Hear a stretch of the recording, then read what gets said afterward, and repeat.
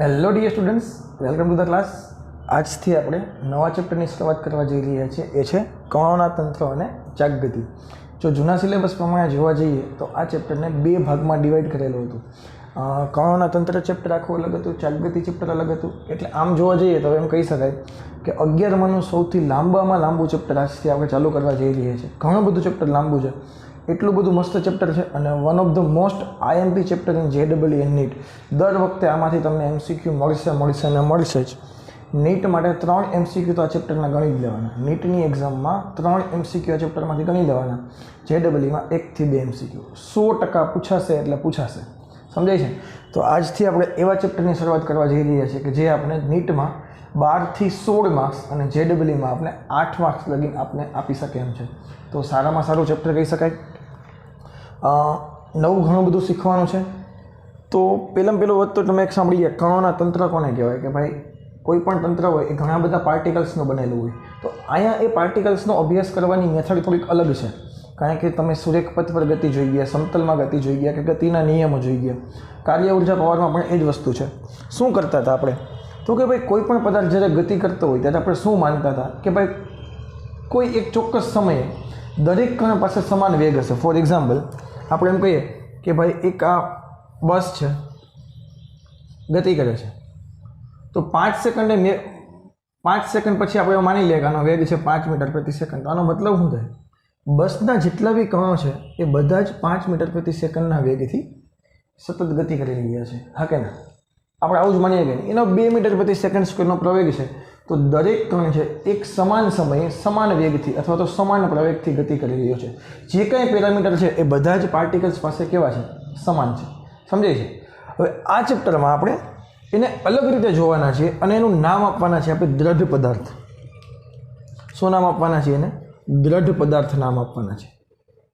ત્યાં કોઈ પણ પદાર્થને કેવી રીતે જોતા હતા આપણે? કે આખી બસ હોય તો એને એક નાના એવા પાર્ટિકલ તરીકે લઈ લઈએ અને એ પાર્ટિકલના આપણે તમે 3 સમીકરણ જોઈ ગયા. V = V0 + AT, મતલબ કણના 3 સમીકરણ જોઈ ગયા. તો અચળ પ્રવેગી ગતિના v² - u² = 2as અને d = v0t + 1/2 AT².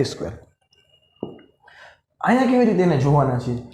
હવે ઘણાને એમાં થાય છે દ્રઢ પદાર્થ એટલે તો ઘન પદાર્થ જ થતો હશે ને. હવે જો દ્રઢ પદાર્થ અને ઘન પદાર્થ બંને વસ્તુ અલગ છે. દ્રઢ પદાર્થ કોને કહેવાય? Rigid body. દ્રઢ પદાર્થને ઇંગ્લિશમાં ઘણી વખત હું રિજિડ બોડી બોલું તો સર રિજિડ બોડી શું છે તો એ મૂંઝાતા નહીં. દ્રઢ પદાર્થ એ જ રિજિડ બોડી છે. પરંતુ દ્રઢ પદાર્થ કહેવાય કોને? ફોર એક્ઝામ્પલ મેં એક એવો કણ દોર્યો છે. આવો માનો કે મારી પાસે કણ છે. એમાં ફોર એક્ઝામ્પલ કોઈ પણ બે કણ વચ્ચેનું અંતર x છે. આ બે કણ વચ્ચેનું અંતર x છે. બીજા કોઈ પણ બે કણ વચ્ચેનું અંતર માનો કે y છે. આવા તો ઘણા બધા કણો હશે, આમાં અસંખ્ય કણો હશે. એમાં કોઈ પણ બે કણોની તમે જોડી વિચારો. હવે આને તમે ફેરવો, બેવડો વાળો, ગમે તે કરો, તમારે ગમે તે પ્રોસેસ આના પર કરવી પડે. આ બે કણ વચ્ચેનું અંતર ક્યારેય બદલાવવું જોઈએ નહીં. આ બે કણ વચ્ચેનું અંતર ક્યારેય બદલાવવું જોઈએ. તમે ગમે તે પ્રોસેસ કરવાને, તમારે ફેરવવું હોય તો ફેરવો, કોઈને થ્રો કરવો હોય તો થ્રો કરો, ગમે તે કરો. આ કોઈ પણ બે કણો વચ્ચેનું અંતર ક્યારેય બદલાવવું જોઈએ નહીં. તો એવો જે પદાર્થ છે એને કહેવાય દ્રઢ પદાર્થ. દ્રઢ પદાર્થ કોને કહેવાય? ગમે તે પરિસ્થિતિમાં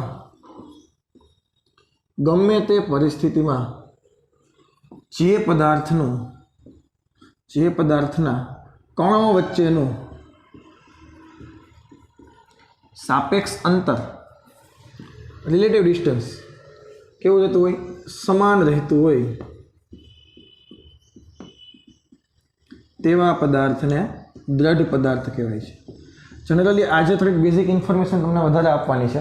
પછી મોસ્ટ જે કામની વસ્તુ છે જનરલી નેક્સ્ટ લેક્ચરથી શરૂ થવાની. પણ આજે ઘણી બધી ઇન્ફોર્મેશન તમારા માટે હું લઈને આવ્યો છું. ગમે તે પરિસ્થિતિ કરો, બે પદાર્થના જે કણો વચ્ચેનું ટૂંકમાં સાપેક્ષ અંતર છે, ગમે તે બે કણ વિચારી લેવાના અને બધા જ ટૂંકમાં ખાલી બે નહીં, આખા પદાર્થના દરેક પાર્ટિકલ્સ વચ્ચેનું અંતર ક્યારેય બદલાવવું જોઈએ, અચળ રહેવું જોઈએ અંતર. એને કહેવાય દ્રઢ પદાર્થ. હવે દ્રઢ પદાર્થ છે તો તમને એમ થશે ઘન પદાર્થમાં આવું તો શક્ય છે, ઘન પદાર્થમાં પણ આવું શક્ય છે. પણ તમે વિચારો, માનો કે તમે એમ લઈએ કે આપણે નળાકાર લોખંડનો સળિયો લઈ લઈએ. તો એને તો તમે ખેંચી શકો. નળાકાર લોખંડ નથી કહેતા. હવે ઘન પદાર્થ સોરી ધાતુના ગુણધર્મો તમે ન શીખતા. ધાતુને ટીપી શકાય, ખેંચીને તાર બનાવી શકાય. તો નળાકારના સળિયાને ખેંચો તો કણા વચ્ચેનું અંતર તો વધી ગયું.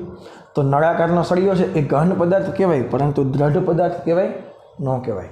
એટલે ઘન પદાર્થ અને દ્રઢ પદાર્થ બંને વસ્તુ કેવી છે? અલગ અલગ છે. જો આને તમે બીજી ભાષામાં કહો, તમે આકાર બદલાવી નાખો, એના કોઈ પણ આકારમાં તમે એને પરિવર્તિત કરો એટલે એને વિરૂપણ થયું કહેવાય. શું કહેવાય? વિરૂપણ. વિરૂપણનો મતલબ શું થાય? એના પેરામીટર્સમાં ચેન્જ આવી ગયો, એના આકારમાં કે સાઇઝમાં કે વોટેવર. પણ વિરૂપણનો મતલબ શું થાય? કંઈક વસ્તુ બદલાઈ ગઈ. તો દ્રઢ પદાર્થ એવું છે કે એને ગમે તે સંજોગો હોય, ગમે તે પરિસ્થિતિ હોય, ગમે તે સંજોગોમાં તેનું વિરૂપણ શક્ય નથી. વિરૂપણ શક્ય નથી. વિરૂપણનો મતલબ શું થાય? સાઇઝ વધઘટ કરવી, એની સાઇઝમાં ચેન્જ આવે, પછી એના આકારમાં ચેન્જ આવે. સાઇઝ આકારમાં નો ચેન્જ, કોઈ જાતનો ચેન્જ આવવો જોઈએ. મતલબ વિરૂપણનો મતલબ શું થાય? સાઇઝ અને આકારમાં ફેરફાર, એને કહેવાય વિરૂપણ. કદમાં ટૂંકમાં વોટેવર. પરંતુ દ્રઢ પદાર્થમાં આ વસ્તુ પોસિબલ નથી, પરંતુ ઘન પદાર્થમાં પોસિબલ છે. હા, ઘન પદાર્થના આકાર બદલાવી શકાય, ઘન પદાર્થની સાઇઝ નાના મોટી કરી શકાય. તો દ્રઢ પદાર્થ અને ઘન પદાર્થ એક વસ્તુ છે નહીં. તેથી દ્રઢ પદાર્થ અને ઘન પદાર્થ કેવા છે? અલગ અલગ છે. હવે એક વસ્તુ બોલું, પરંતુ વાસ્તવમાં ક્યારેય દ્રઢ પદાર્થ શક્ય નથી. એકેય પદાર્થ એવો ના હોય કે જેને તમે દ્રઢ પદાર્થ કહી શકો. કારણ કે તમે બાહ્ય બળ આપીને આમાં નાના મોટા તો ફેરફાર કરી જ શકો. તમે કોઈ પણ પદાર્થ પર બાહ્ય બળ લગાડીને નાના મોટા સાઇઝ, આકાર, વોલ્યુમમાં નાના મોટા ફેરફાર તો તમે કરી જ શકો. વાસ્તવમાં ક્યારેય દ્રઢ પદાર્થ શક્ય નથી. તો સર દ્રઢ પદાર્થનો મતલબ શું? તો એવા પદાર્થો કે જેમાં નાના નાના ફેરફારો થતા હોય, કે જેને આપણે અવગણી શકતા હોય, બહુ માઇનોર એવા ચેન્જીસ આવતા હોય કે જેને આપણે અવગણી શકતા હોય. ફોર એક્ઝામ્પલ હું તમને એમ કહું કે પેલો કુંભાર છે એ પેલું એનો ચરખો ફેરવે છે, તો એની ગતિ દરમિયાન ચરખાના આકારમાં એમાં કોઈ ફેરફાર થાય છે? નથી થતો. ચરખો ફરતો હોય તો એના આકારમાં એમાં એટલો બધો ફેરફાર નથી થતો. તો એને તમે દ્રઢ પદાર્થ તરીકે લઈ શકો છો. હું ચરખાની ગતિની ડિસ્કશન કરતો હોય તો એ દરમિયાન ચરખાની સાઇઝમાં કોઈ ફેરફાર નહીં થાય. હું પંખાની ગતિની ડિસ્કશન કરતો હોય તો પંખો નાના મોટો થઈ જાય છે? નહીં થાય. તો ત્યારે પંખાને તમે દ્રઢ પદાર્થ લઈ શકો. સમજાય છે? આપણે જે કામ કરતા હોઈએ એ કામ દરમિયાન જો એ પદાર્થના સાઇઝમાં, કદમાં કે આકારમાં કોઈ ફેરફાર ન થાય તો એ આપણા માટે દ્રઢ પદાર્થ છે. પછી ભલે તમે બેવડો કરી નાખો. પંખાને બેવડો કરવાથી મતલબ છે કે પંખાને ફેરવવાથી મતલબ છે? આપણે પંખાને ફેરવવાથી મતલબ છે. પંખો ફરે છે ત્યારે એનામાં કોઈ ચેન્જ આવે છે તો કે નથી આવતો, તો એ આપણા માટે દ્રઢ પદાર્થ છે. કજામાં ગયું? તો વાસ્તવમાં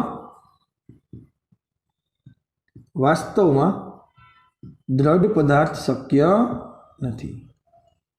વાસ્તવમાં દ્રઢ પદાર્થ શક્ય નથી. પરંતુ આપણું જ્યારે કામ ચાલતું હોય એ કામ દરમિયાન જો એ પદાર્થમાં કોઈ ફેરફાર ન થાય તો એ પદાર્થ આપણા માટે દ્રઢ પદાર્થ છે એમ સમજી લેવાનું. સમજાય છે? તો જનરલી આપણે આ ચેપ્ટરમાં 3 પ્રકારની ગતિની ડિસ્કશન કરવાના છે. ઓલરેડી એક પ્રકાર તો શીખી ગયા છે. બાકીની 2 ગતિ હજી ડિસ્કશન કરવાની છે આપણે. એ કઈ છે એ બતાવી દો. થોડુંક આના વિશે બેઝિક ઇન્ફોર્મેશન આટલી લખી નાખજો દ્રઢ પદાર્થ વિશે.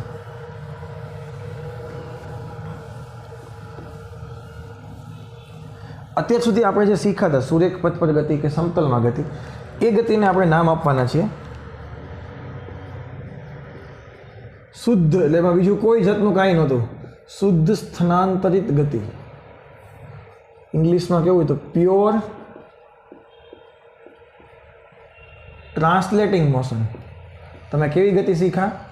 Pure translating motion. મતલબ કોઈ એક પદાર્થ હોય એનો દરેક કણ છે એ એક જ દિશામાં ગતિ કરતો હોવો જોઈએ.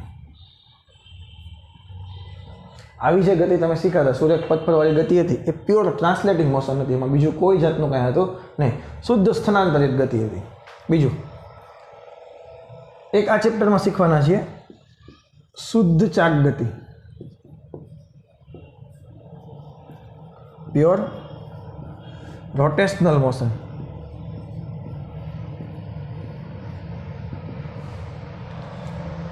Rotational motion.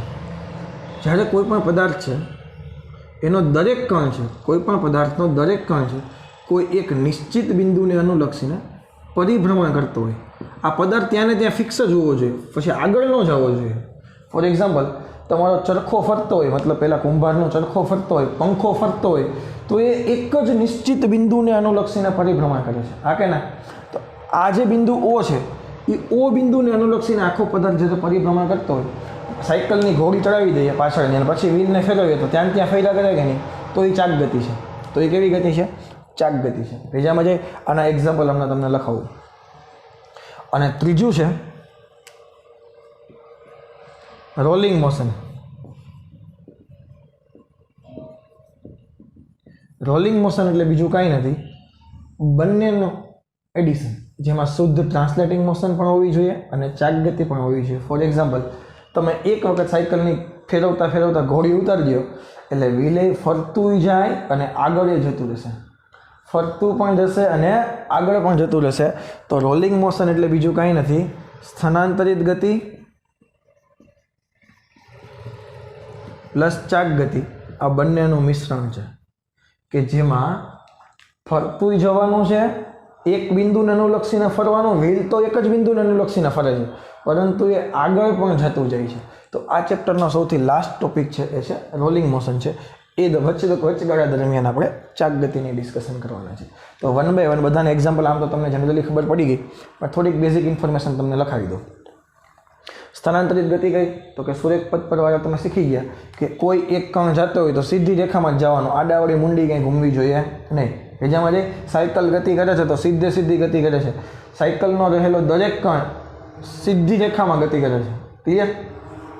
શુદ્ધ ચાક ગતિ. ફરે છે કોઈ પણ વસ્તુ એક નિશ્ચિત બિંદુને અનુલક્ષીને ફરે છે. હવે જો એક બીજી વસ્તુ કહી દઉં, વર્તુળાકાર ગતિ, નિયમિત વર્તુળાકાર ગતિ અને ચાક ગતિ બંને વસ્તુ અલગ છે. નિયમિત વર્તુળાકાર ગતિમાં શું હોય? તમારો પથ્થર છે એ આખો પથ્થર આવી રીતે ફરે છે, પરંતુ પથ્થર ત્યાં ફરે છે. જો પથ્થર ત્યાં ફરતો હોય ને, પથ્થર ત્યાં ફરતો હોય તો એ ચાક ગતિ છે. આ બિંદુને અનુલક્ષીને પથ્થર ફરતો હોય તો એ ચાક ગતિ છે. ફોર એક્ઝામ્પલ, પૃથ્વી છે એ એની ધરીની આસપાસ ફરે છે તો એ ચાક ગતિ છે. સૂર્યની આસપાસ ફરે છે તો એ ચાક ગતિ નથી. અરે યાર, પૃથ્વી પોતાની ધરીની આસપાસ ફરે છે તો એ ચાક ગતિ છે, સૂર્યની આસપાસ ફરે છે તો એ ચાક ગતિ નથી. બીજામાં જઈ એટલે નિયમિત વર્તુળાકાર ગતિ અને ચાક ગતિ બંને કોન્સેપ્ટ અલગ છે. કોઈ એક નિશ્ચિત બિંદુને અનુલક્ષીને પદાર્થનો દરેક કણ એની આસપાસ ફરતો હોવો જોઈએ. પદાર્થના દરેક કણો કોઈ એક નિશ્ચિત બિંદુની આસપાસ ફરવા જોઈએ. પૃથ્વીમાં શું થાય? સૂર્યની આસપાસ ફરતી હોય તો શું થાય? એ તો બધા ત્યાં ફરતા હોય ને તો એ ચાક ગતિ. આમ ફરે તો દરેક કણ આની આસપાસ થોડો ફરે છે, દરેક કણ તો પોતાની અક્ષની આસપાસ ફરે છે. બીજામાં જઈ તો થોડુંક બેઝિક ઇન્ફોર્મેશન બધી ગતિ રીતે લખાવી દઉં છું, પછી આપણે આગળ વધીએ. હવે જો સ્થાનાંતરિત ગતિ અને ચાક ગતિ વિશે થોડીક બેઝિક ઇન્ફોર્મેશન આપી દીધી છે કે જે આપણા માટે કામની છે. આનાથી વિશેષ બીજી એક પણ વસ્તુ આપણે કામની છે નહીં. તો મેં તમને કીધું તેમ કે સ્થાનાંતરિત ગતિ કોને કહેવાય? તો કે દ્રઢ પદાર્થના બધા જ કણો છે સમાન સમયગાળામાં સમાન વેગથી આગળ વધતા હોય.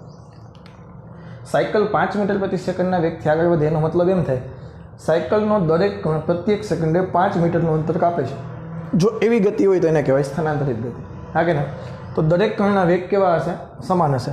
ફોર એક્ઝામ્પલ, આ થીટા ઢાળવાળા પરથી પાટિયા પરથી એક બ્લોક નીચે આવે છે, તો બ્લોક જ્યારે નીચે આવતો હશે તો દરેક કણ છે એ સમાન વેગથી આગળ વધતો હશે કે નહીં વધતો? તો આ તમે ઓલરેડી શીખી ગયા છો. આપણે જે નવું શીખવાનું છે એ ચાક ગતિ છે. હવે ચાક ગતિ નિયમિત વર્તુળાકાર ગતિથી કેવી રીતે અલગ છે એ વસ્તુ તમે શીખી ગયા. જો દ્રઢ પદાર્થના બધા જ કણો વર્તુળ ગતિ કરતા હોય, પહેલામાં આખો પથ્થર ફરે છે, પથ્થર પોતે ત્યાં જ ફરતો, આખો પથ્થર કોઈ એક બિંદુને અનુલક્ષીને ફરે તો એ વર્તુળાકાર ગતિ છે. પૃથ્વી સૂર્યની આસપાસ પરિભ્રમણ કરે તો એ વર્તુળાકાર ગતિ છે. પૃથ્વી પોતાની અક્ષની આસપાસ પરિભ્રમણ કરે તો એ ચાક ગતિ છે. બીજામાં જઈએ કે નહીં? જો દ્રઢ પદાર્થના બધા જ કણો વર્તુળ ગતિ કરતા હોય, ચલો ક્લિયર, અને આ વર્તુળના કેન્દ્રો કોઈ એક નિશ્ચિત સુરેખા પર સ્થિર હોય. ફોર એક્ઝામ્પલ, કદાચ આ વ્યાખ્યા થોડીક તમને કોમ્પ્લિકેટેડ લાગે, મેં ટેક્સ્ટ બુકમાં છે એવી રીતે લખાવી હતી. ત્યારે માનો કે ગોળ છે, આ બિંદુને અનુલક્ષીને ફરતા ફરતા ફરતા ફરતા નીચે આવે છે, તો તમે વિચારો આ બિંદુવાળી લાઈન ક્યારે બદલવાની છે? જે બિંદુને અનુલક્ષીને કણ માનો કે ફરતા ફરતા આવે છે તો એનું સેન્ટર તો આ લાઈન ઉપર જ રહેવાનું છે કે નહીં? તો આ લાઈન કેવા ઈ માગે છે. આ વર્તુળના કેન્દ્રો જે બિંદુને અનુલક્ષીને ફરે છે એ કેન્દ્રો કોઈ એક નિશ્ચિત સુરેખા પર હોય. સાયકલનું વ્હીલ છે એ ત્યાં ને ત્યાં ફરતું હોય. ભેજામાં જે સાયકલનો વ્હીલ જે બિંદુ પર ફરતો હોય, તમે સાયકલ જેવી ઘોડી ચડાવી દો એવી સાયકલ આગળ હાલી છે, પરંતુ પેલું સેન્ટર તો એક જ લાઈનમાં રહેશે, કારણ કે નીચેનો ભાગ જેટલો એ તો રહેવાનો કે જમીનમાં થોડો ઘૂસી જવાનો છે.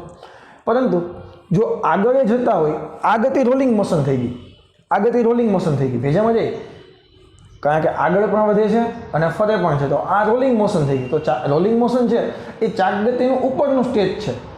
ચાક ગતિ એટલે શું થાય? ખાલી પદાર્થ કોઈ એક બિંદુને અનુલક્ષીને ફરવો જોઈએ, આ થઈ ગઈ ચાક ગતિ.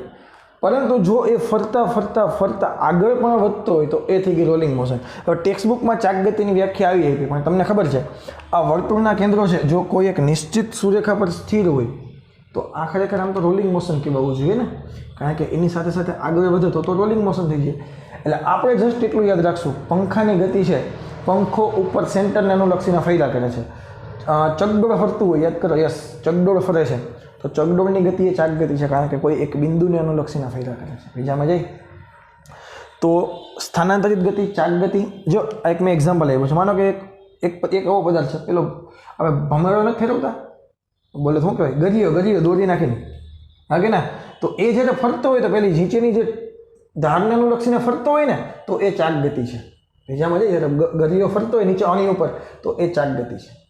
તો જે અક્ષને અનુલક્ષીને ફરતા હોય એ અક્ષને કહેવાય ભ્રમણાક્ષ કયો, ભ્રમણાક્ષ કયો, ધરી કયો, વોટેવર. ધરી તમને ખબર છે, સાયકલમાં ખબર જ આવે ધરી કોને કહેતા હોય એટલે. તો આ દરેક કણ છે કોઈ એક અક્ષને અનુલક્ષીને પરિભ્રમણ કરે. આમાં મેં 3 કણ બતાવ્યા છે, કેપ્ટન, વાઇસ કેપ્ટન ને કોચ. કોઈ એક અક્ષને અનુલક્ષીને પરિભ્રમણ કરે છે. તો સ્થાનાંતરિત ગતિ, ચાક ગતિ અને રોલિંગ ગતિ. રોલિંગ મોશન વિશે અત્યારે નથી લખાવતો બહુ, પણ રોલિંગ મોશન તમને ખબર છે, લખવું હોય તો લખી નાખજો. રોલિંગ ગતિ કોને કહેવાય? ચાક ગતિ પ્લસ સ્થાનાંતરિત ગતિનું મિશ્રણ. અને એક્ઝામ્પલ લખવું છે, લખો, ચાક ગતિ અને સ્થાનાંતરિત ગતિનું મિશ્રણ એને કહેવાય રોલિંગ ગતિ આપણી ભાષામાં.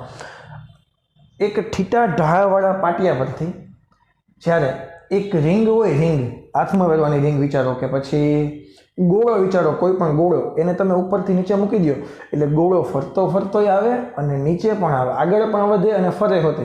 તો એ જે ગતિ છે એ કેની ગતિ છે? રોલિંગ મોશન છે. સમજાય છે? તો હવે આપણે આગળ વધીએ. ઓકે, હવે આપણો જે નવો ટોપિક છે એ છે દ્રવ્યમાન કેન્દ્ર, એટલે કે સેન્ટર ઓફ માસ. સાચું ચેપ્ટર અહીંથી શરૂઆત થાય છે, કે જે ખરેખર JEE નીટમાં પૂછાતું હોય તો અહીંથી શરૂઆત કરવાની છે અને ધીમે ધીમે આગળ વધવાનું છે. તો ચેપ્ટરનું પહેલું સ્ટેજ છે એ છે દ્રવ્યમાન કેન્દ્ર. તો કોને કહેવાય? હવે તો કે આખા પદાર્થનું દળ છે એ જે બિંદુએ કેન્દ્રિત થયેલું હોય એ બિંદુ એટલે કે સેન્ટર ઓફ માસ. આપણા બોડીની વાત કરો તો આપણે માનવના માટેના જે બાયોલોજિકલ જે કાંઈ વૈજ્ઞાનિકો છે એ લોકો એવું કહે છે કે આપણા બોડીનું સમગ્ર દળ છે આપણી નાભીમાં કેન્દ્રિત થયેલું હોય. આપણા બોડીનું સમગ્ર દળ છે એ આપણે નાભીના કેન્દ્ર બિંદુ તરીકે લેવામાં આવે છે. તો અલગ અલગ પદાર્થો હોય તો એના કેન્દ્ર બિંદુ અલગ અલગ હોય. સળિયો છે તો ફોર એક્ઝામ્પલ માનો કે ચોરસ હોય, એકદમ ચોરસ, કે જેનો દરેક બિંદુએ દળ સમાન રીતે વિતરિત થયેલું હોય, તો એવું જે ચોરસ છે એ મતલબ એ પ્લેટ છે તો એનું દ્રવ્યમાન કેન્દ્ર તો કે એના સેન્ટરમાં હોય. સળિયો છે તો એનું દ્રવ્યમાન કેન્દ્ર તો કે એના સેન્ટરમાં હોય. પછી કોઈ એવા અનઇવન શેપ હોય તો એનું દ્રવ્યમાન કેન્દ્ર. તો એ બધા ફાઇન્ડ કરવાના અલગ અલગ ફોર્મ્યુલા છે. ભેજામાં જાય છે, કોઈ એક ત્રિકોણાકાર તકતી છે તો એનું દ્રવ્યમાન કેન્દ્ર ક્યાં હોય, ચોરસ તકતી છે તો એનું દ્રવ્યમાન કેન્દ્ર ક્યાં હોય. હવે આખી ચોરસ હતી, માનો કે આખી તકતી ચોરસ હતી, એમાંથી મેં આટલી પ્લેટ કાપી નાખી તો આટલા બાકી વધેલા ભાગનું દ્રવ્યમાન કેન્દ્ર ક્યાં હોય. તો આવા બધા ક્વેશ્ચન છે અહીંથી આપણે પૂછાવાના છે. સમજાય છે? તો એને અલગ અલગ સોલ્વ કરવા માટેની મેથડ હશે એ 1 by 1 આપણે ચેક કરવાની છે. તો પહેલાં દ્રવ્યમાન કેન્દ્ર આપણે 1 ડાયમેન્શનથી શરૂઆત કરીએ. ક્યાંથી શરૂઆત કરીએ? 1 ડાયમેન્શન, એટલે કે એક પરિમાણથી શરૂઆત કરીએ. એક પરિમાણમાં દ્રવ્યમાન કેન્દ્ર શોધવું હોય તો એના ફોર્મ્યુલા કેવા હોય? ફોર એક્ઝામ્પલ આપણે એવું માની લઈએ કે આ આપણી ઉગમ બિંદુ છે, આ આપણું ઉગમ બિંદુ છે. કોઈ એક એક્સ અક્ષ ઉપરની વાત કરીએ, એક્સ ઉપર ખાલી એક્સ અક્ષ ઉપર 2 કણ પડેલા છે. માનો કે આ કણ છે એનું દળ છે m1 અને બીજો કણ છે આ કણનું દળ છે m2. 2 કણ એક્સ અક્ષ ઉપર છે એટલે આ 1 ડાયમેન્શન મોશન થઈ ગઈ. આનું ઉગમ બિંદુથી અંતર છે x1. અને આ કણનું ઉગમ બિંદુથી અંતર છે x2. તો હવે આનું દ્રવ્યમાન કેન્દ્ર ફાઇન્ડ કરવું હોય તો આનું દ્રવ્યમાન કેન્દ્ર કેવી રીતે ફાઇન્ડ થાય? બે કણના તંત્રનું દ્રવ્યમાન કેન્દ્ર, એને હું નામ આપી દઉં છું x, કે જે ઉગમ બિંદુથી અંતર આવશે. એનું ફોર્મ્યુલા શું છે? તો કે m1x1 વત્તા m2x2, દળ અને એના ઉગમ બિંદુથી અંતરનો ગુણાકાર વત્તા બીજું દળ અને એના ઉગમ બિંદુથી અંતરનો ગુણાકાર છેદમાં બંને દળનો સરવાળો. આ બીજામાં ગયું કાંઈ છે? ફોર્મ્યુલા શું છે? એકદમ સિમ્પલ. કારણ કે આને વાય યામ તો છે જ નહીં, એક જ યામ છે. કયો યામ છે? ખાલી x યામ છે. તો આનું દ્રવ્યમાન કેન્દ્ર ફોર એક્ઝામ્પલ અહીંયા ક્યાંક આવતું હશે. ક્યાં આવતું હશે હવે ખબર નથી, ક્યાં આવે છે, અહીંયા ક્યાંક આવતું હશે એવું માની લઈએ આપણે. ક્લિયર? જો આ બે દળ સમાન હોય, જો બંને દળનું મૂલ્ય સમાન હોય, તો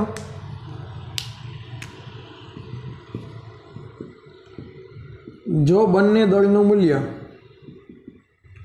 સમાન હોય તો આપણે એવું માની લઈએ બંને દળનું મૂલ્ય સમાન હોય તો આપણે m1 બરાબર m2 બરાબર m લખી નાખીએ. શું લખી નાખીએ? બંને દળનું મૂલ્ય આપણે m લખી નાખીએ. તો આ ફોર્મ્યુલા શું થઈ જશે? x બરાબર mx1 વત્તા mx2 છેદમાં m પ્લસ m. બધામાંથી m કોમન કાઢી લે તો શું થઈ ગયું?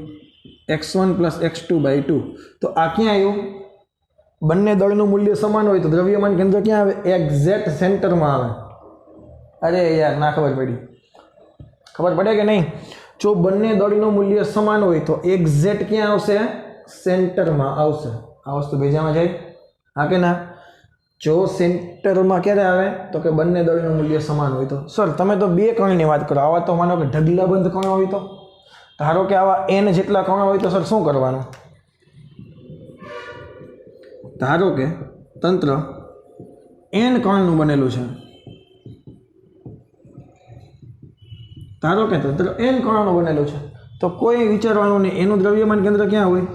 દરેક કણ વન ડાયમેન્શન, આવા n કણો એક જ લાઇનમાં પડેલા હોય છે. અહીંથી x1, અહીંથી x2, પછી અહીંથી x3, પછી અહીંથી જ લેવાનું ઉગમ બિંદુથી અંતર x1, x2, x3 લેવાનું. m1 x1 વત્તા m2 x2 tick tick tick tick tick mn xn છેદમાં m1 plus m2 plus tick tick tick tick tick mn. ગમે એટલા કણ હોય, કોઈ ચિંતા કરવાની જરૂર છે નહીં. એકદમ ઇઝી ફોર્મ્યુલા યાદ રહી ગયું. બે કણ હોય તો એનું દ્રવ્યમાન કેન્દ્ર કેવી રીતે મળે? m1 x1 વત્તા m2 x2 છેદમાં n છેદમાં m1 પ્લસ m2. n કણ હોય તો એવી રીતે. માત્ર બે જ કણ હોય અને બંને કણ સમાન મૂલ્યના હોય તો, બંને કણનું સમાન દળ હોય તો બેની વચ્ચે ખાલી એક્ઝેક્ટ x1 પ્લસ x2/2, તો એ સેન્ટરમાં જ આવે. કારણ કે આની તમે એવરેજ કાઢો, અહીંથી માનો કે 5 છે, અહીંથી માનો કે 10 છે, તો 5 વત્તા 10 15/2, અને અહીંથી 7.5 જ થાય કે ના? એ પ્રેક્ટિસ કરશો એટલે બધી વસ્તુ ખબર છે. આ વન ડાયમેન્શનમાં થઈ ગયું. હવે ત્રિપરિમાણમાં હોય તો, અથવા તો બે પરિમાણમાં હોય તો એક્સએમ અને વાયએમ બંને આવે કે નહીં? ત્રિપરિમાણમાં હોય તો એક્સએમ, વાયએમ અને ઝેડીએમ ત્રણેય આવે કે નહીં? તો દ્વિપરિમાણ તો ઓટોમેટિક આવડી જશે, ત્રિ આવે છે એટલે. તો ડાયરેક્ટ તમને ત્રિપરિમાણ શીખવાડું છું, એટલે દ્વિપરિમાણ શીખવાની જરૂર પડશે નહીં. ઓકે, આ આપણી ડિસ્કશન હતી વન ડાયમેન્શન માટે. હવે 3 ડાયમેન્શન માટે હોય તો, હવે 1 ડાયમેન્શનના બદલે ડાયરેક્ટ 3 ડાયમેન્શન લખીએ. 2 ડાયમેન્શન શીખવાની કોઈ જરૂર નથી, કારણ કે 3 આવડશે એટલે ઓટોમેટિક 2 આવડી જશે. તો આકૃતિ પહેલાં આખી ફેરફાર થઈ જશે. કારણ કે હવે x અક્ષ, y અક્ષ અને z અક્ષની વાત કરું તો માનો કે આ x અક્ષ છે, આ y અક્ષ છે, તો z અક્ષ બારોબાર આવશે. તો એ કણ એક અહીંયા હશે, કોઈ કણ અહીંયા હશે, કોઈ કણ અહીંયા હશે. તો આપણે 3 ડાયમેન્શન આકૃતિ 2 ડાયમેન્શનમાં દર્શાવવાની કોશિશ કરીએ છીએ. એ 3 ડાયમેન્શન આકૃતિ આપણે 2 ડાયમેન્શનમાં દર્શાવવાની કોશિશ કરીએ છીએ. તો માનો કે કોઈ એક કણ અહીંયા છે, એનું દળ m1 છે, તો અહીંયા આપણે એનો શું લખી નાખશું? અહીંયાનો સ્થાન સદિશ લખી નાખશું. શું લખી નાખશું? સ્થાન સદિશ. માનો કે r1 વેક્ટર છે, બીજો કોઈ કણ અહીંયા કોઈ છે m2, તો આ થઈ ગયો એનો સ્થાન સદિશ r2 વેક્ટર. આવા તો માનો કે n જેટલા કણ છે, તો આનો સ્થાન સદિશ થઈ ગયો આ. તમારી જાણકારી ખાતર, જો r1 વેક્ટર છે એ બીજું કાંઈ નથી, એને તમે આમ લખી શકો એક્સ વાય ઝેડ, અથવા તમે એને આમ લખી શકો x1 y1 z1, તો આને કહેવાય x1 i y1 j વત્તા z1 કે. એવી રીતે R2 છે એ x2 y2 z2 છે, R3 છે એ x3 y3 z3 છે. ભેજામાં ગયું? તો હવે તો અહીંયા બિંદુને આમ થઈ ગયા ને. 2 ડાયમેન્શનમાં હોય તો શું આવત? ખાલી x1 y1. 3 ડાયમેન્શનમાં છે તો કે કેરેટ એડ કરવાનો છે, બાકી કરવાની જરૂર છે નહીં. તો R2 શું છે? x2 y2 z2. એવી રીતે tick tick tick tick tick. Rn શું છે? xn yn zn. અને આ બધાનું દ્રવ્યમાન કેન્દ્ર ફોર એક્ઝામ્પલ આ બિંદુ આવે છે. આ છે R સેન્ટર ઓફ માસ. આ શું છે? R સેન્ટર ઓફ માસ. તો એના યામ માનો કે લખી નાખીએ, એનો સ્થાન સદિશ જે કંઈ આવે છે એ લખી નાખીએ RCM. આ એનું દ્રવ્યમાન કેન્દ્ર આવી ગયું. તો આ એના યામ થઈ ગયા RCM. એને નામ આપી દઈશું આપણે XYZ. એને શું નામ આપી દઈશું આપણે? કે ઓલા બધા એને x1 y1 z1 એ બધાને નામ આપી દઈશું XYZ. ફોર્મ્યુલામાં કોઈ જાતનો ચેન્જ નથી, ખાલી આમાં એક્સિયમ એક આવતો હતો, અહીંયા શું થઈ જશે ખાલી જો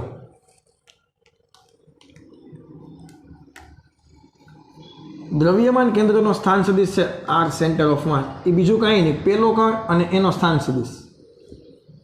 એકદમ સિમ્પલ છે, ચિંતા ના કરો. બીજો કણ અને એનો સ્થાન સદિશ વત્તા tick tick tick tick tick. ત્રીજો કણ અને એનો સ્થાન સદિશ છેદમાં બધા જ કણનો સરવાળો, કણના દળનો સરવાળો. દાખલો થઈ ગયો પૂરો, કંઈ છે જ નહીં. હવે આને તમે યામ વિચારો તો અહીંયા તમે લખી શકો XYZ. આના નામ આપી દે આપણે XYZ centre of mass. M1 અહીંયા શું લખી શકાય? x1 y1 z1. અહીં શું લખી શકાય? M2 x2 y2 z2 વત્તા ટીક ટીક ટીક n મો કણ અને એના યામ લખી નાખીએ xn yn zn છેદમાં દરેક કણનો સરવાળો કરી નાખો તો ટોટલ દળ m મળે કે નહીં? આખા પદાર્થનું દળ. દરેક કણના તમે સરવાળો કરી નાખો તો આખા પદાર્થનું દળ મળે કે ન મળે? અહીંથી થઈ ગયું પૂરું. આના એક્સિયમ લખવા હોય તમારે, સેન્ટર ઓફ માસનો એક્સિયમ, તો આમાંથી એક્સિયમ પકડવાનો ખાલી. m1 x1 વત્તા m2 x2 tick tick tick tick tick mn xn છેદમાં કેપિટલ M. એટલે બધા કણનો સરવાળો m1 m2 m3 વાળો. ખાલી ym જોતો હોય તો m1 y1 m2 y2 mn yn છેદમાં કેપિટલ M. ZM જોતો હોય તો m1 z1 m2 z2 mn zn ના છેદમાં કેપિટલ M. આ થઈ ગયો દાખલો પૂરો. દ્વિપરિમાણમાં હોત તો ખાલી m1 x1 ની ડિસ્કશન કરે. તો ટૂંકમાં તમને યામ આપી દીધા છે. તમને એમ કીધું 5 કિલોગ્રામનો દળ 20 બિંદુએ, 5 કિલોગ્રામનો પદાર્થ મતલબ 5 કિલોગ્રામનો એક કણ 20 બિંદુએ અને 3 કિલોગ્રામનો એક કણ 23 બિંદુએ છે. દ્રવ્યમાન કેન્દ્રના યામ શું છે? પડી ખબર? ના પડી? ના પડી? આ ચાલો આટલી વસ્તુ લખી નાખો. જસ્ટ આપણે એવું કીધું છે 5 કિલોગ્રામનો તમને 5 ગ્રામ લખીએ કા. એક 5 ગ્રામનો કણ છે એ તમને એવું કીધું 23 બિંદુએ છે અને 3 ગ્રામનો એક કણ છે એ છે માનો કે 5-6 બિંદુએ. તો આનું દ્રવ્યમાન કેન્દ્ર શું થાય? તો આપણે કાંઈ વિચારવાની, દ્રવ્યમાન કેન્દ્રના બે યામ આવશે x અને y. તો 5 ગ્રામ અને એના યામ 23 વત્તા 3 ગ્રામ એના યામ 5-6 છેદમાં બંનેનો સરવાળો 8. અહીંયા કિલોગ્રામમાં ફેરવવાની જરૂર નથી, કારણ કે ઉપર ગ્રામમાં છે, નીચે ગ્રામમાં છે, ગ્રામ ગ્રામ કેન્સલ થઈ જશે. તો XCM જોતો હોય તો શું થાય? XXMનો ગુણાકાર 5 2 3 5 છેદમાં 8. YM જોતો હોય તો 5 3 3 6 છેદમાં 8. આને કરો 16 તારો જવાબ આવે. ક્લિયર? આમાં બીજું કંઈ હશે નહીં. આ વસ્તુ ખબર પડી કે ન પડી? હવે આને એક સ્ટેપ એડવાન્સ લઈ જઈએ. તો ત્રિપરિમાણમાં આવી રીતે છે. હવે આ તો અત્યારે પદાર્થ માનો કે સ્થિર છે એની ડિસ્કશન કરી, તો આપણને ફોર્મ્યુલા આવું મળ્યું. આને હું કેપિટલ M કહી દઉં અને એને હું અહીં લખી નાખું તો તમને કોઈને વાંધો કંઈ? આને કેપિટલ એમ કીધું, આખા પદાર્થનો દળ, એના લખી નાખો તો આ ફોર્મ્યુલા શું થઈ ગયું? m1r1 વેક્ટર m2r2 વેક્ટર વત્તા tick tick tick tick tick mn rn vector.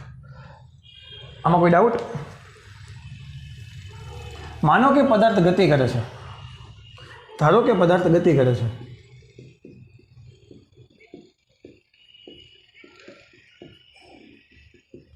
તો દરેક કણનો સ્થાન સદિશ છે એનો પણ ફેરફાર થતો હશે, તો એનું વિકલન કરી નાખું સમયની સાપેક્ષે. તો સ્થાન સદિશનું વિકલન તમને શું આપે? વેગ આપે કે ન આપે? સ્થાનાંતરનું વિકલન તમને શું આપે? વેગ આપે કે ન આપે? તો તેથી ટીની સાપેક્ષે વિકલન,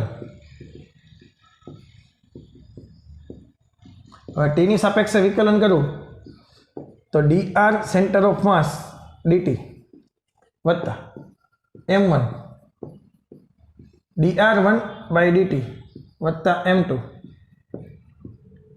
dr2 બાય dt વત્તા tick tick tick tick tick mn drn by dt. Clear? તો આ શું થઈ ગયું? દ્રવ્યમાન કેન્દ્રનો સ્થાન સદિશ હોય તો એનું વિકલન તમને દ્રવ્યમાન કેન્દ્રનો વેગ આપે.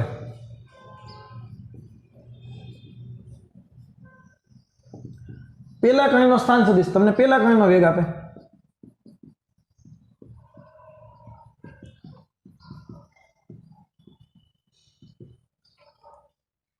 આને તમે P બરાબર mv પરથી, હા કે ના, રેખીય વેગમાન P બરાબર mv, તો આને તમે લખી શકો દ્રવ્યમાન કેન્દ્રનું વેગમાન ઇઝ ઇક્વલ ટુ દરેક કણના વેગમાનનો સદિશ સરવાળો.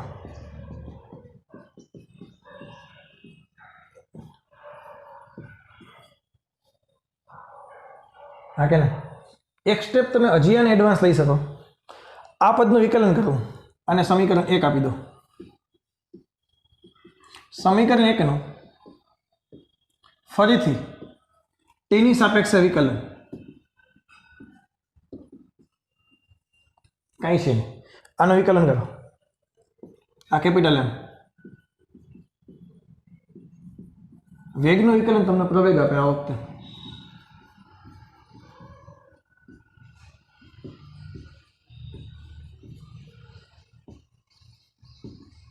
એટલે ભાઈ અઘરું નથી ને કાંઈ?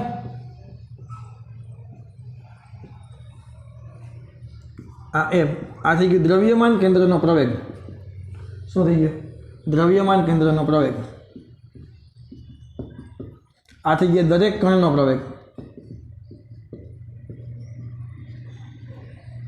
આને કીધું દ્રવ્યમાન કેન્દ્ર પર લાગતું પરિણામી બળ થઈ ગયું. દ્રવ્યમાન કેન્દ્ર પર લાગતું પરિણામી બળ શું કહેવાય? દરેક કણ પર લાગતા પરિણામી બળનો સદિશ સરવાળો.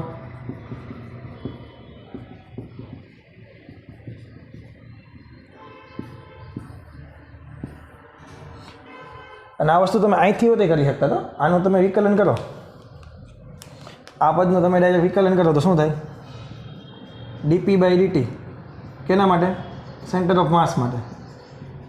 dp1 બાય dt વત્તા dp2 બાય dt વત્તા tick tick tick tick tick dpn by dt, અને આને જ કહેવાય બળ.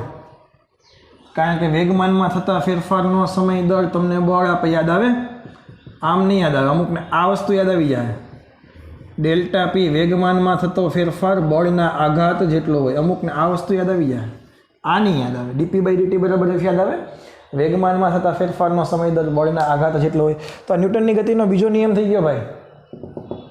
આ ન્યૂટનની ગતિનો બીજો નિયમ જ કહેવાય ને. સમજાય છે? તો જ્યારે કણ દ્રઢ પદાર્થ તમારો ગતિ કરતો હશે એ સંજોગોમાં તમે આ રીતે ફોર્મ્યુલા બનાવી શકો છો. કાંઈ છે? દ્રવ્યમાન કેન્દ્રના સ્થાન સદિશનું વિકલન દ્રવ્યમાન કેન્દ્રનો વેગ આપે. દ્રવ્યમાન કેન્દ્રના વેગનું વિકલન તમને દ્રવ્યમાન કેન્દ્રનો પ્રવેગ આપે.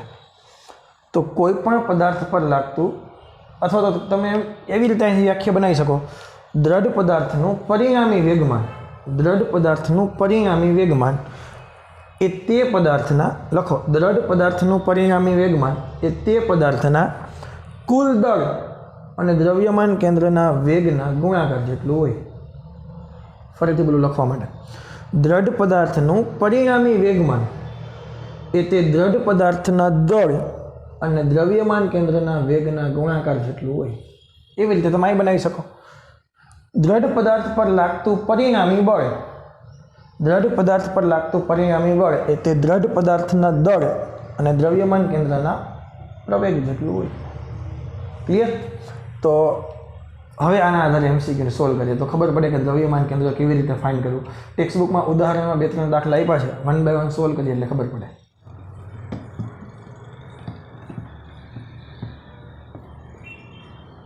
ઓકે, હવે જો ઉદાહરણ 7.1 કાઢો. પહેલાં ઉદાહરણ 7.1 તમને એવું કીધું કે એક સમબાજુ ત્રિકોણના શિરોબિંદુઓ પર રહેલ 3 કણોના બનેલા દ્રવ્યમાન કેન્દ્ર તંત્રનું દ્રવ્યમાન કેન્દ્ર શોધો. આ કણોના દળ અનુક્રમે 100 ગ્રામ, 150 ગ્રામ અને 200 ગ્રામ છે. M1 છે, માનો કે 100 ગ્રામ લખી નાખીએ.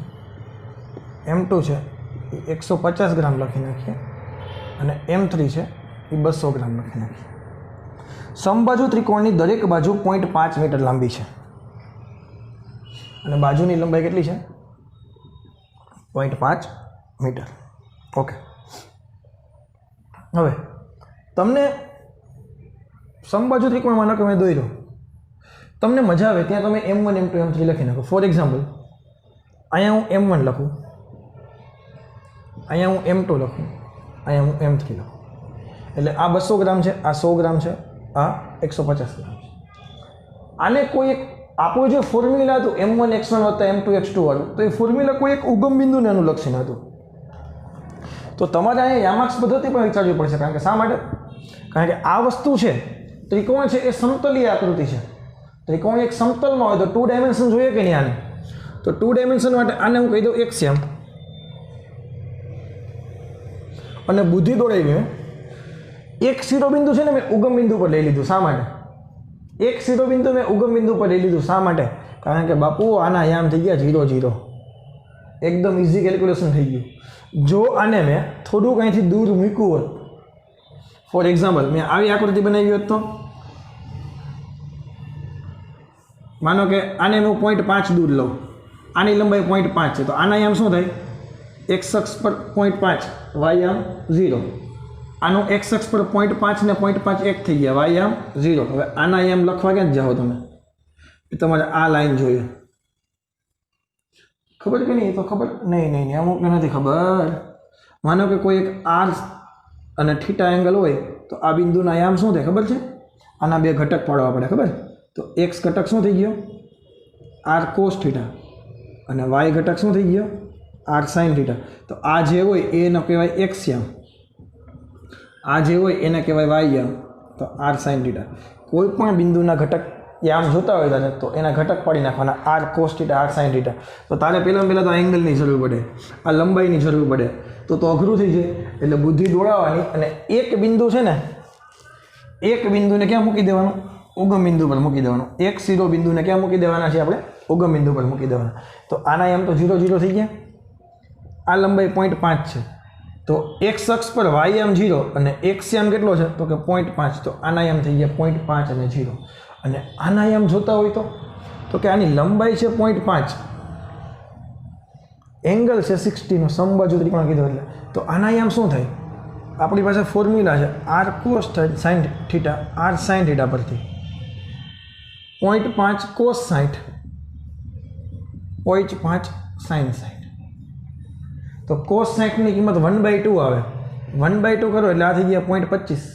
આ √3/2 આવે તો આના યામ થઈ ગયા 0.25 √3. બીજામાં ગયા આ યામ આ લખી નાખજે બાજુમાં એટલે ખબર પડે કયો કોન્સેપ્ટ આપણે લગાવ્યો એ. ચલો ક્લિયર? મારી પાસે M1, M2, M3 છે, મારી પાસે R1 છે, R2 છે અને R3 છે. તો હવે આપણે ફોર્મ્યુલા લગાવવાનું છે. ફોર્મ્યુલા શું હતું? દ્રવ્યમાન કેન્દ્રના RCM જોતા હોય તો આપણે શું ફોર્મ્યુલા હતું? M1 R1, M2 R2, M3 R3 છેદમાં M1 M2 M3. દ્રવ્યમાન કેન્દ્રના આપણે યામ લખી નાખીએ. x y જોઈએ છે મારે. શું જોઈએ છે? x અને y. તો M1 દેખાય ને હું કેટલા મૂકીશ? M1 કેટલાનું છે? 100 નું. અને એના R1 કેટલા છે? 0, 0. M2 કેટલાનું છે? 150નું એના R2 કેટલા છે 0.5 અને 0.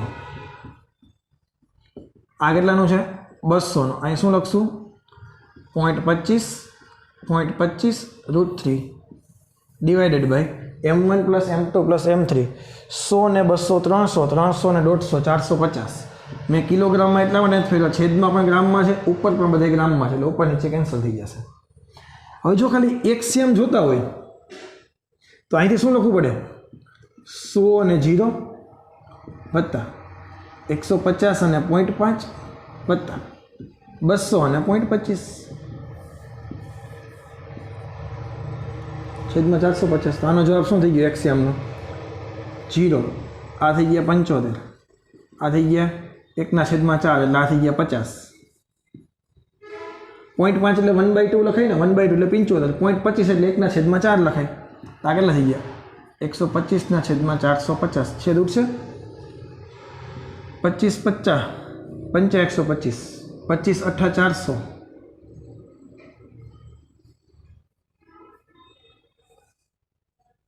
25 8 200 થાય ને, 25 8 200, બીજા 8 16 ને 18, 5/18 એક્સિયમ થઈ ગયા. વાયમ જોતો હોય તો અહીંથી 100 અને વાયમ લેવાનું વત્તા 150 અને પણ 0. હવે આવશે 200 અને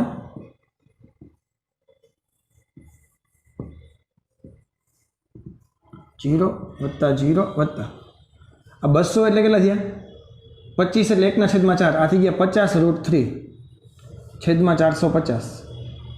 તો 50 √3/450 એટલે કે 1/9 √3.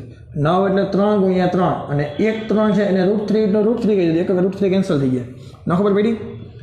આ 3, આ √3, આ √3 અને ઉપર √3, આ 9 લખ્યા મેં, એમાંથી આ ગયા તો શું વધ્યા? તો એક્સિયમ અને વાયમ ભેગા કરીને લખીએ તો એક્સિયમ આવ્યો 5/18, વાયમ આવ્યો 1/3. ક્લિયર? અલગ અલગ ન લખવા હોય તો તમે ભેગા કરીને પણ લખી શકો. કેવી રીતે? એક્સિયમ અને વાયમ અલગ અલગ ન લખવા હોય તો બીજી મેથડ બતાવું. આ એક તો ફાઇનલ ખબર પડી ગઈ. પછી તમે આ તો મેથ્સ છે ભાઈ, સિમ્પલ મેથ્સ છે, જેને જેવી રીતે મજા આવે એવી રીતે સોલ્વ કરે. 100 ને અંદર ગુણી નાખો તો આ તો 0 0 જ થયા, વત્તા 150 ને અંદર ગુણી નાખો તો આ થઈ ગયા 75 અને 0. આને અંદર ગુણી નાખો તો આ થઈ ગયા 50. હવે x એક્સિયમ પકડો.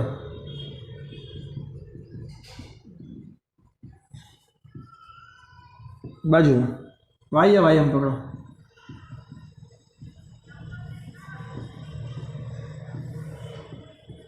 ફરી પાછી એ જ વસ્તુ. તમને જે રીતે મજા આવે એ રીતે તમે સોલ્વ કરી શકો છો, કાંઈ અઘરું છે નહીં. ઓકે, હવે જો બીજી એક જરૂરી ઇન્ફોર્મેશન આવી દો. આપણે જનરલી મેં તમને થોડીક વાર પહેલાં કીધું હતું કે ભાઈ જો ચોરસ હોય એ સમાન રીતે, માનો કે લોખંડની પ્લેટ સમાન છે આખી, તો એનું દ્રવ્યમાન કેન્દ્ર ક્યાં હોય? એક્ઝેક્ટ એના સેન્ટરમાં હોય. સેન્ટર અહીં તમે ફાઇન્ડ કરો એટલે સેન્ટરમાં, એક્ઝેક્ટ એના સેન્ટરમાં નીકળે. ત્રિકોણ હોય, જો સમાન રીતે ત્રિકોણ હોય, તકતી કમ્પ્લીટ પ્લેટ હોય, થિકનેસ સેમ ટુ સેમ, ફરતી બાજુ સમાન મટીરિયલ, તો એનું દ્રવ્યમાન કેન્દ્ર આવી રીતે તમે ફાઇન્ડ કરો. ક્લિયર? એનું દ્રવ્યમાન કેન્દ્ર, એનું મધ્ય કેન્દ્ર હોય એ જેનું દ્રવ્યમાન કેન્દ્ર થાય. પરંતુ અહીંયા તમે ત્રિકોણ વિચાર્યો, પણ અહીંયા તમે શિરોબિંદુ પર અહીંયા 100 ગ્રામ છે, અહીંયા 150 ગ્રામ છે, અહીંયા 200 ગ્રામ છે. તો હવે ત્રિકોણ બેલેન્સ છે? મતલબ આ તકતી હતી બેલેન્સ છે? નથી. દરેક જગ્યાએ દળ નાના મોટા છે. તો જે બાજુ દળ વધારે હોય ને, એ બાજુ દ્રવ્યમાન કેન્દ્ર નમેલું હોય. જે બાજુ દળ વધારે હોય એ બાજુ દ્રવ્યમાન કેન્દ્ર નમેલું હોય. ફોર એક્ઝામ્પલ, તમને એક પાતળી લોખંડની પટ્ટી તમને બતાવી દઉં. નેક્સ્ટ લેક્ચરમાં હું તમને બતાવીશ, સાબિત કરી દઈશ. અમુક વસ્તુના સાબિત કરશું, બાકી બધાના આપણે ડાયરેક્ટ યાદ રાખવાની કોશિશ કરશું કેવી રીતે કરવાય. તો આ બાજુ માનો કે થોડો અમથો વધારે પદાર્થ છે, તો દ્રવ્યમાન કેન્દ્ર એ બાજુ નમી જાય, દ્રવ્યમાન કેન્દ્ર એ બાજુ જાય. જે બાજુ દળ વધારે એ બાજુ દ્રવ્યમાન કેન્દ્ર હોય. તો આ દ્રવ્યમાન કેન્દ્ર છે એ ખરેખર એનું મધ્ય કેન્દ્ર નહીં થાય. ના ખબર પડી. આ દ્રવ્યમાન કેન્દ્ર હતું એ ખરેખર એનું મધ્ય કેન્દ્ર તો અહીંયા કંઈક આવે છે. તો બંને વચ્ચે કંઈક ડિફરન્સ છે. શા માટે? કારણ કે બેલેન્સ નથી. અહીંયા દળ છે એ બેલેન્સ નથી. ત્રણ શિરોબિંદુ એ અલગ અલગ છે. જો અહીંયા 60 હોત, અહીંયા 60 હોત ને અહીંયા 60 હોત તો કોઈ જાતની ચિંતા ન કરત. આપણે ડાયરેક્ટ એનું મધ્ય કેન્દ્ર ફાઇન્ડ કરી લે. તો આ ફોર્મ્યુલાની કાંઈ જરૂર પડે નહીં. તમને ખબર છે 2:1 ભાગમાં વિભાજન કરે. 2:1 ભાગમાં વિભાજન કરે. આટલું ડિસ્ટન્સ મારે જોઈએ. બસ શું કરશું? આ 0.5 લખી નાખ્યા, આ 0.25 લખી નાખ્યા, એનો આ ભાગ ગોતી લીધો, એનું 2:1 ભાગમાં વિભાજન કરી નાખ્યું. તો દ્રવ્યમાન કેન્દ્ર ઇઝીલી તમને મળી જાય. આ ભેજામાં ગયું? અરે યાર ના ગયું. જો દળ સમાન રીતે વિતરિત થયેલું હોત, ત્રણ શિરો ત્રિકોણી સમબાજુ હોત, ત્રણ ઉપર દળે માનો કે 1 કિલોગ્રામ મૂકેલું હોત અને આની લંબાઈ માનો કે 1 મીટર હોત, તો તમે શું કરત? આને 1 લખત, આને લખત 0.5. આ લંબાઈ ગોતી લે. આ લંબાઈ એક વખત મળી જાય પાયથાગોરસ પર છે, પછી એનું 2:1 ભાગમાં વિભાજન કરી નાખે. તો આનો એક્સએમ કેટલો થઈ ગયો? અહીંથી 0.5 દૂર છે અને વાયએમ જે આ ફાઇન કર્યો એ તારો વાયએમ, આ તારો જવાબ આવી ગયો. પરંતુ અહીંયા દળ અલગ અલગ છે. તો હવે દ્રવ્યમાન કેન્દ્ર જ્યાં દળ વધારે હશે એ બાજુ થોડુંક નમેલું આવે. આ વસ્તુ ક્લિયર થઈ ગઈ તારી? ઓકે. સ્વાધ્યાયનો બીજો દાખલો કાઢો. સ્વાધ્યાયનો બીજો દાખલો કાઢો.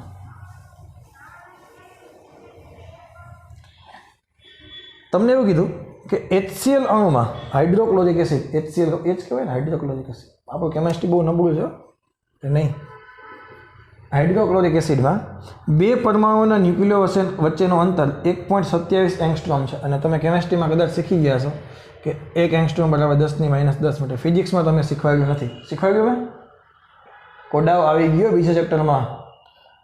2 એટલે કે હાઇડ્રોજન, આ માનો કે H+ છે અને આ Cl- છે, તો બંને વચ્ચેનું ડિસ્ટન્સ કેટલું છે? 1.27 એંગસ્ટ્રોમ છે. ક્લિયર? ક્લોરીન અણુ એ હાઇડ્રોજન પરમાણુથી લગભગ 35.5 ગણો દળદાર છે. ધારો કે હાઇડ્રોજન પરમાણુનું દળ આપણે માનો કે એમ લખો ખાલી, તો ક્લોરીન પરમાણુનો દળ કેટલો થાય? 35.5 એમ થાય. એના કરતાં 35.5 ગણો વધારે. તો ચોખ્ખી વાત છે, દ્રવ્યમાન કેન્દ્ર કઈ બાજુ આવશે? વિચારો છીએ. જેનું વધારે દળ હોય એ બાજુ દ્રવ્યમાન કેન્દ્ર આવે કે નહીં? તો માનો કે દ્રવ્યમાન કેન્દ્ર અહીંયા ક્યાંક આવે છે. તો ન્યુક્લિયસમાં તમને એવું કીધું કે આ અણુનું લગભગ તમામ દળ તેના ન્યુક્લિયસમાં કેન્દ્રિત થયેલું, એટલે એના ન્યુક્લિયસ તો સેન્ટરમાં જ હોય. તો અણુનો CMનું આશ્રય સ્થાન, CM એટલે સેન્ટર ઓફ માસનું આશ્રય સ્થાન. તો માનો કે અહીંથી આ સ્થાન X છે, આ સ્થાન કેટલું થાય? 1.27 - X.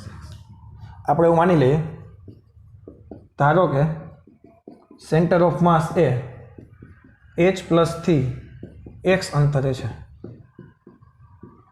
ધારો કે centre of mass A H થી X અંતરે છે. જો હું તને ઓપ્શન આપું તો મને કહેજો જે ઓપ્શન શું થાય.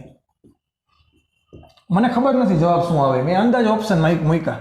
માનો કે 1.13 લખ્યા, B લખ્યા 0.5, C લખ્યા 0.4 અને D લખ્યા 0.6. હવે મને કહો આમાંથી જવાબ શું આવવો જોઈએ? કેલ્ક્યુલેશન કર્યા વગર જો મને કંઈ પૂછે ને તો હું ડાયરેક્ટ જવાબ લખું. Xની વેલ્યુ લગભગ 1.13 આસપાસ હોવી જોઈએ. શા માટે? કારણ કે આ ડિસ્ટન્સ વધારે થાય ભાઈ. કારણ કે ક્લોરીનની બાજુમાં દ્રવ્યમાન કેન્દ્ર હોય, ક્લોરીન વધારે વજનવાળો છે, તો ક્લોરીનની બાજુમાં દ્રવ્યમાન કેન્દ્ર હોય તો આ અંતર છે એ 50% કરતાં તો વધારે થવું જોઈએ કે નહીં? ના ખબર પડી. 50% કરતાં તો દૂર થવું જોઈએ કે નહીં? 50% એટલે એક્ઝેક્ટ સેન્ટરમાં. સેન્ટરમાં ક્યારે આવે? તો કે બંને સમાન મૂલ્યના હોય ત્યારે. તો 50% કરતાં દૂર ઓપ્શન એક જ છે, 1.13. પછી 1.13 આવે કે ન આવે પછીની વસ્તુ છે, તો કેલ્ક્યુલેશન કરવાની જરૂર પડે નહીં.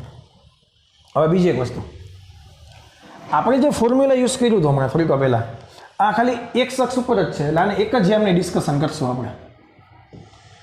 M1x1 + M2x2 / M1 + M2. પરંતુ તમને કોઈને ખબર છે આ M1 અને X1 અને X2 હતા એ ઉગમ બિંદુથી હતા. અહીંયા તારો M1 હતું અને અહીંયા તારો M2 હતું. હવે મને તો જે ડિસ્ટન્સ ખબર છે એ ડિસ્ટન્સ મને કેવું ખબર છે? આ બંને વચ્ચેનું ખબર છે. આ બંને વચ્ચેનું મને ડિસ્ટન્સ ખબર છે, તો થોડીક બુદ્ધિ દોડાવાય. હવે ઉગમ બિંદુ છે ને, જે દ્રવ્યમાન કેન્દ્ર ધારેલું હોય ને એ જ બિંદુએ ઉગમ બિંદુ લઈ લેવાય. આને ઉગમ બિંદુ લઈ લેવાય. જો આને ઉગમ બિંદુએ લઈ લઈએ તો x1ની કિંમત છે એ ઉગમ બિંદુની ડાબી બાજુ એટલે -x થાય. ના ખબર પડી. અને ક્લોરીન છે એ ઉગમ બિંદુની જમણી બાજુ છે, ધન x બાજુ છે, તો આનું ડિસ્ટન્સ થાય 1.27 - x. શા માટે મેં અહીંયા ન લીધી? કારણ કે મારી પાસે ડિસ્ટન્સ તો બંને વચ્ચેનું છે. આ ડિસ્ટન્સ ક્યાં x1 અને x2 મને ખબર છે? અરે યાર, તને આ x1 અને x2 તને ખબર છે, અહીંથી ડિસ્ટન્સ ખબર નથી, મને તો બે વચ્ચેના ખબર છે. તો મારે હવે x1 અને x2 લખવા હોય તો હું દ્રવ્યમાન કેન્દ્ર બેની વચ્ચે ગમે ત્યાં લખીશ. તો આ બાજુનું ડિસ્ટન્સ છે એ માઇનસ થશે, કારણ કે ઉગમ બિંદુની ડાબી બાજુ, અને આ બાજુનું ડિસ્ટન્સ થશે ઉગમ બિંદુની જમણી બાજુ એટલે પ્લસ. આ વસ્તુ ખબર પડી? નાના નાના લોજિક છે પણ બહુ અગત્યના છે, ભૂલ ના થાય એટલે હું તમને બધી વસ્તુ ક્લિયર કરાવતો જાઉં છું. હવે દાખલો થઈ ગયો પૂરો. દેખાશે નહીં રેડ બહુ. M1 દેખાય ને હાઇડ્રોજન માટે M1 નું લખી નાખીએ M, અને x દેખાય ને લખી નાખીએ -x. M1 x1 વત્તા M2 દેખાય 35.5 અને x2 દેખાય 1.27 - x. M વત્તા 35.5 M. ક્લિયર? તો આ શું થઈ ગયું? દ્રવ્યમાન કેન્દ્રના M -mx વત્તા 35.5 ગુણ્યા 1.27, એટલે મારે કેલ્ક્યુલેટર મારી પાસે નથી તો જોવું પડશે. 45.085 આવશે. કેટલા આવશે? M. અને હવે આ બ્રેકેટ ઓપન કરો તો -35.5 mx ડિવાઇડેડ બાય 36.5 m. બધાયમાંથી m કેન્સલ કાઢી નાખો. બધાયમાંથી m કાઢી નાખો એટલે x ની કિંમત આવશે. આ તો દ્રવ્યમાન કેન્દ્રના m થઈ ગયા ને. આ કેના m થઈ ગયા? દ્રવ્યમાન કેન્દ્રના m થઈ ગયા. ન ખબર પડી. આ કેપિટલ x છે એ તો દ્રવ્યમાન કેન્દ્ર, અને દ્રવ્યમાન કેન્દ્ર આપણે ઉગમ બિંદુ પર લખી નાખ્યું છે. તો અહીંયા હવે x લખવાને બદલે તમે 0 લખી નાખશો ચાલશે? ના ખબર પડી, ના ખબર પડી. આ x છે એ દ્રવ્યમાન કેન્દ્રનો યામ છે, તો દ્રવ્યમાન કેન્દ્રને તમે ઉગમ બિંદુ લઈ લીધું તો ઉગમ બિંદુના યામ શું થાય? 0 0 થાય. પડી ખબર? તો આ શું થઈ ગયા? બધામાંથી m ગયા તો -x વત્તા 45.085 -35.5x છેદમાં 36.5. 36.5 ગયા એટલે અહીં ગયા એટલે 0 થઈ ગયા. તો 0 બરાબર 35.5 ને x 36.5x વત્તા 45.085. આ માઇનસ વાળું સ્ટેપ આ બાજુ ગયું અને 36.5 છે એ ગયા છેદમાં. તો 45.085 ભાંગ્યા 36.5 કરશો એટલે લગભગ 1.2352 આવશે. અને રાઉન્ડ ફિગર કરું 5 ને આમાં એડ કરી દઉં તો 1.24 એંગસ્ટ્રોમ. જોયું? આ ડિસ્ટન્સ x કેટલું થયું? અહીંથી તો ખાલી 0.3 જ દૂર રહ્યું, 0.03. અને અહીંથી કેટલું દૂર રહ્યું? 1.24 એંગસ્ટ્રોમ. એટલે મેં તમને કીધું એમ, જે પદાર્થ વધારે દળ ધરાવતો હોય, જે કણ, એની બાજુ દ્રવ્યમાન કેન્દ્ર નમેલું રહે. નોંધ લીખી કે નથી લીખી કે કેવું પડશે કે હાસ્યમાં લખો? જે કણનું દળ વધારે હોય એ કણ બાજુ દ્રવ્યમાન કેન્દ્ર નમેલું રહે. નમેલું રહે મતલબ એ બાજુ આવે. સમજાય છે? તો આ દાખલો થોડોક કોમ્પ્લિકેટેડ છે. શા માટે? એક તો દ્રવ્યમાન કેન્દ્ર અને ઉગમ બિંદુ તરીકે લેવાનું. કેમ? તો કે મને તો એ બે વચ્ચેનું ડિસ્ટન્સ ખબર છે, એટલે વળી પાછાને 0 મૂકતા ભૂલાઈ ન જાય એ જોવાનું. થોડીક પ્રેક્ટિસ કરશો એટલે આપણને આવડી જશે. તો એનસીઆરટીમાંથી બસ અત્યારે એક ઉદાહરણ કરાવ્યું, એક સ્વાધ્યાય કરાવ્યું, બાકી બધા નેક્સ્ટ લેક્ચરમાં કરશું. પણ થોડીક પ્રેક્ટિસ માટે બીજા 1-2 MCQ તમને કરાવું છું. આ ત્રણેય દાખલા તમારે હોમવર્કમાં કરવાના છે. ત્રણેયના આન્સર લખી નાખ્યા છે. ત્રણેયની મેથડ હું સમજાવી દઉં છું, કારણ કે તો જ ખબર પડશે ને કેટલી વસ્તુ શીખાય. સમજાય છે? ના થાય તો એની ટાઈમ મેસેજ કરવાની છૂટ છે, ચિંતા કરવાની જરૂર નથી. પહેલો દાખલો શું છે? એ બાજુવાળા એક સમબાજુ ત્રિકોણના શિરોબિંદુ પર, માનો કે એક સમબાજુ ત્રિકોણ છે, બાજુની લંબાઈ છે a. M1 M2 અને M3 દ્રવ્યમાન ધરાવતા 3 કોણો મૂકેલા છે. M1 દ્રવ્યમાન વાળા કોણથી ક્યાંથી ગોતવાનું છે? M1 ની. તો M1 ને ક્યાં લખી નાખાય? ઉગમ બિંદુ પર. એટલે એનું કામ કેવું થઈ ગયું? 0 0. સેમ દાખલો જે આપણે ટેક્સ્ટ બુકનો પહેલો ઉદાહરણ શીખ્યા ને એ જ દાખલો, પણ અહીંયા ખાલી 0.5 ને બદલે એ લખેલા છે. M1 M2 M3 100 150 200 બદલે M1 M2 M3 છે. તો અહીંથી સ્થાન ગોતવાનું છે દ્રવ્યમાન કેન્દ્રનું. તો અહીંયા M1 લખી નાખો, તો આના એમ થઈ ગયા A0. અહીં લખી નાખો M3, તો આના એમ શું થઈ ગયા A cos 60 A sin 60. તો આના એમ થશે A/2 √3/2A. પછી સેમ દાખલો જે રીતે કરતા હતા એ જ રીતે દાખલો કરવાનો છે. આવડશે? કાંઈ અઘરું છે નથી. અને એનો જવાબ આટલો લઈ આવવાનો છે, આવી જશે. પ્રેક્ટિસની વસ્તુ છે, અને પ્રેક્ટિસ નહીં કરાવું તો બધી વસ્તુ બોર્ડ ઉપરથી દેખાય આવડશે, એક્ઝામમાં કાંઈ આવડશે નહીં. મેં કરેલું તમે કરેલું બધું ફોગટ જશે. એના કરતાં બેટર છે થોડુંક તમે પણ પ્રેક્ટિસ કરો. એવું માની લેજો કે મને નથી આવડતું, બસ ઘણા સરને નથી આવડતા ને એટલે આપ્યા છે. આ મને નથી આવડતા, કરવાના તારણ છે. સમજાઈ ગયું? 3 કણોના તંત્રમાં કણોના રેખીય વેગમાન 1 2 3, જો ખાલી યામ હોય એટલે તમે એને સ્થાન સદિશ રાશિ તરીકે લઈ શકો. ખાલી યામ હોય એટલે 1 2 3 P1 આપેલા છે, P2 આપેલા છે અને P3 આપેલા છે. P1 P2 P3 આપેલા છે. તંત્રના દ્રવ્યમાન કેન્દ્રનો તમને વેગ આપેલો છે. ફાઇનલ જે દ્રવ્યમાન કેન્દ્ર આપે એનો વેગ તમને આપેલો છે, એ પણ તમને આવી રીતે આપેલો છે. તો તંત્રનું કુલ દળ ગોતો. તો તમને ખબર છે બીજો નિયમ શું હતો? દ્રવ્યમાન કેન્દ્રનું વેગમાન ઇઝ ઇક્વલ ટુ P1 વત્તા P2 વત્તા P3. તો અહીંયા કેપિટલ M કુલ દળ ઇન્ટુ સેન્ટર ઓફ માસનો વેગ is equal to P1 P2 P3. હવે કેપિટલ એમ જોઈએ છે, આના એમ શું છે 30 39 48 ઇઝ ઇક્વલ ટુ આમાં x એમની બાદ આ એમને એવું લાગે તો ગુણી નાખવાના, અથવા તો આના છેદમાં લખી નાખવાના, વોટેવર તમને જેમ મજા આવે એ રીતે. તો ત્રણેયમાં જવાબ સેમ જ આવશે. ત્રણેય માટે ત્રણમાંથી કોઈ પણ એકનું પકડી લેશો ને તોય તમારો આન્સર આવી જશે. ત્રણેયનું ચેક કરજો, ત્રણેયમાં જવાબ 1/3 કિલોગ્રામ જ આવશે. એટલે કોઈ પણ એકનું કરશો તો પણ ચાલશે. અને મારો આજનો પર્સનલ ફેવરિટ દાખલો, પર્સનલી મને વધારે ગમે એ દાખલો છે આ. રકમ તમે લખી નાખી હશે, ઉપરના બેની તો લખી હશે ને, ચેકી નાખો. એવું લાગે તો વિડીયો થોડા આગળ પાછા કરીને રકમ લખી નાખજો. તમને એવું કીધું કે t=0 સમયે 0.1 કિલોગ્રામના એક પથ્થરને ઊંચા બિલ્ડિંગ પરથી મુક્ત રીતે પડતો મૂકવામાં આવે છે. એક આ ઊંચા બિલ્ડિંગ પરથી કઈ સેકન્ડે? 0 સેકન્ડે. પ્રારંભિકમાં કોઈ એક કણ અહીંથી પડતો મૂક્યો. 2.2 કિલોગ્રામના પહેલાનું દળ છે 0.1 કિલોગ્રામ.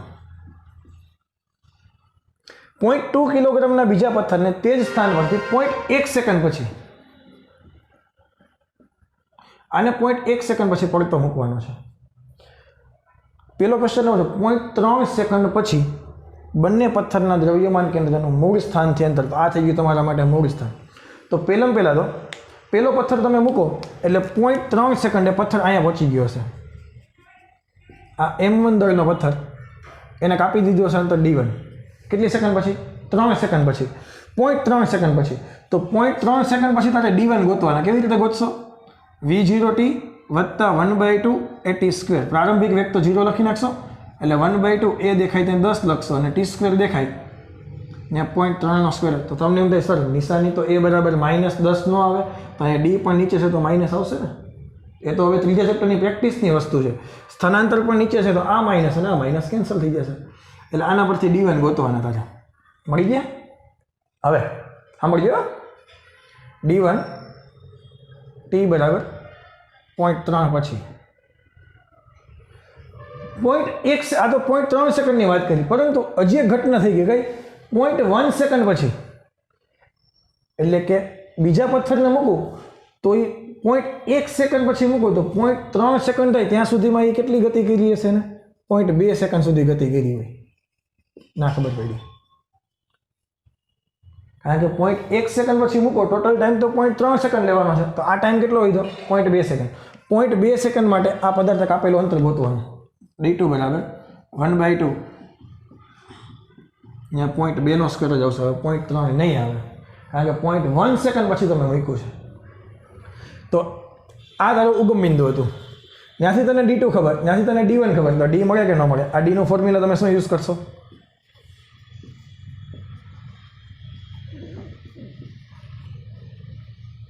દાખલો થઈ ગયો, પહેલાંનું કામ પૂરું. 0.3 સેકન્ડે દ્રવ્યમાન કેન્દ્રના યામ 0.277 મીટર અહીંથી ડિસ્ટન્સ આવશે, ઉપરથી 0.277 મીટર આવશે. ક્લિયર? આ સમયે દ્રવ્યમાન કેન્દ્રનો વેગ, દ્રવ્યમાન જ્યારે આ પણ નીચે ગતિ કરતું હશે ત્યારે પણ એનો કંઈક વેગ હશે, આ પણ કંઈક એનો વેગ હશે. તો આનો વેગ કેવી રીતે ગોતશો? V1 બરાબર V0 વત્તા AT. અહીંયા T દેખાઈને 0.3 મૂકશું, અહીંયા પણ મૂકશું V બરાબર V0 પ્લસ AT, અહીંયા મૂકશું 0.2.